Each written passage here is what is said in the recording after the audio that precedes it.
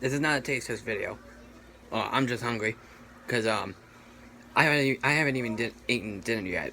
But as you can tell from the shirt, I just got back from seeing Spider-Man Far From Home, the basically Spider-Man 2 from the same director of the last film. Also, this is the sequel, and it takes place right after Endgame. And before I talk about this one, I have to talk about what I thought about the last one. Spider-Man Homecoming, love that one. I definitely love that one a lot.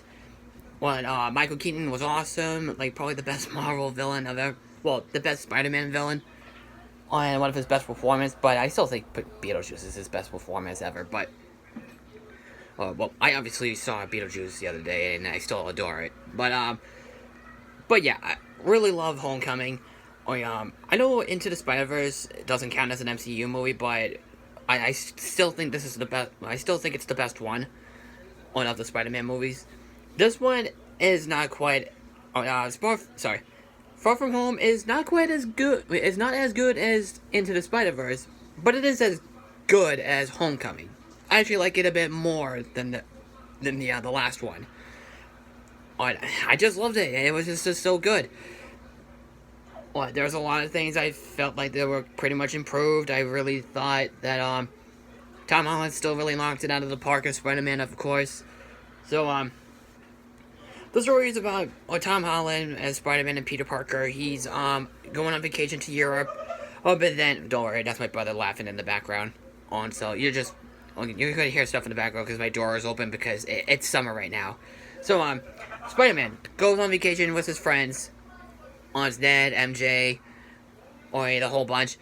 But Happy Hogan is telling Peter Parker that that Nick Fury is gonna call him.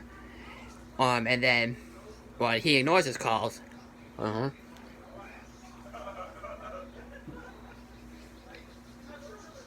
So when they're in Venice, Italy, that's when Nick Fury comes in, played by what do you call it? Played by Samuel L. Jackson, of course. But while that's going on, there's a big enemy called the Hydra Man. No, the Four Elements come in. And one of the characters, and of course we already know from the comics, he's the villain. It's Mysterio, played by Jake Gyllenhaal, who you may remember him from October Sky as Homer. The main character in The Prince of Persia. And on the guy in the wheelchair in that movie that took place from the Boston Marathon bombing, when called Stronger. A friend of my father is in that movie.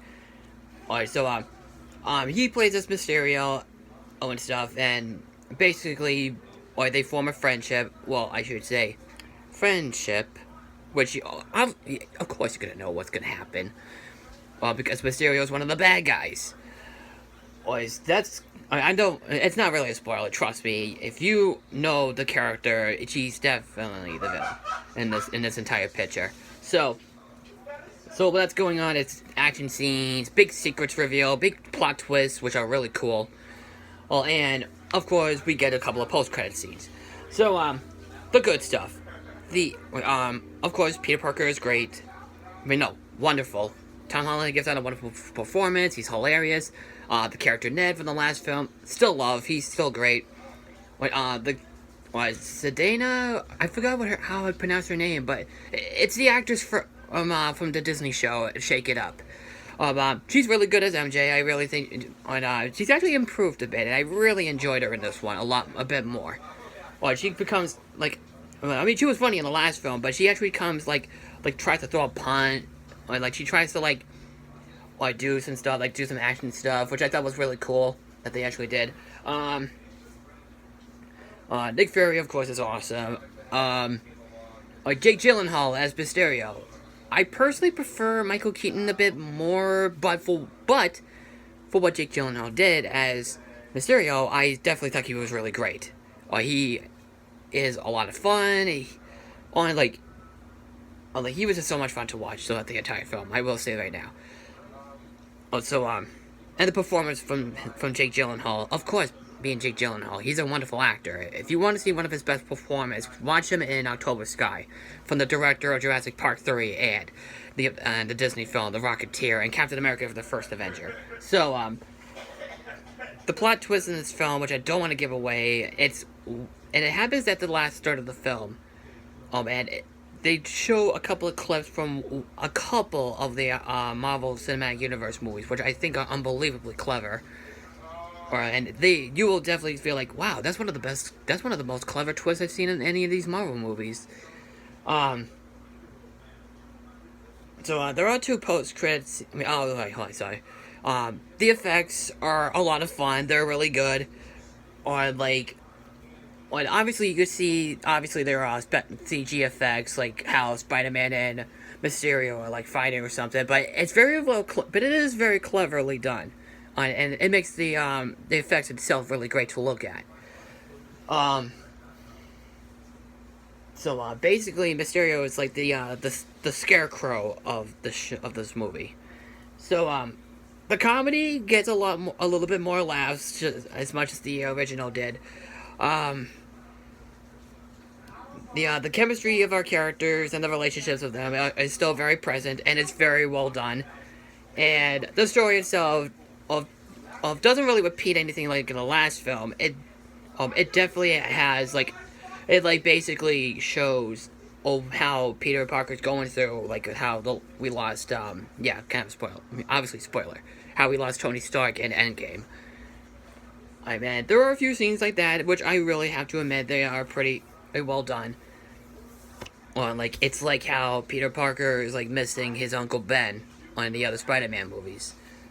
Well, obviously for the comics as well. So, the post-credit scenes. Will not give anything out away. There are 2 of them, of course. I will give you a hint. There is one person that does make an actual return. And let's just say, and it's a hint, let's just say it's an old friend from the Sam Raimi movies. I will say it right now. That's it. So, Spider-Man Far From Home. Both this and the last film, Homecoming, are the best live-action Spider-Man movies. But if I say you want the best Spider-Man movie entirely in general, I say watch Spider-Man Into the Spider-Verse. So, that's it. I don't know if I say I loved it as much as Pokemon Detective Pikachu, or maybe I did love it a bit more. It's really hard to decide, but it didn't really wow me like Endgame did. But that's pretty much my thoughts. I really loved it, and if you haven't seen it yet, I definitely say check it out. Have a happy 4th of July. Or my next film should definitely be The Lion King, and I'm actually seeing that in 3D. I still gotta see Toy Story 4. I hope I see it soon.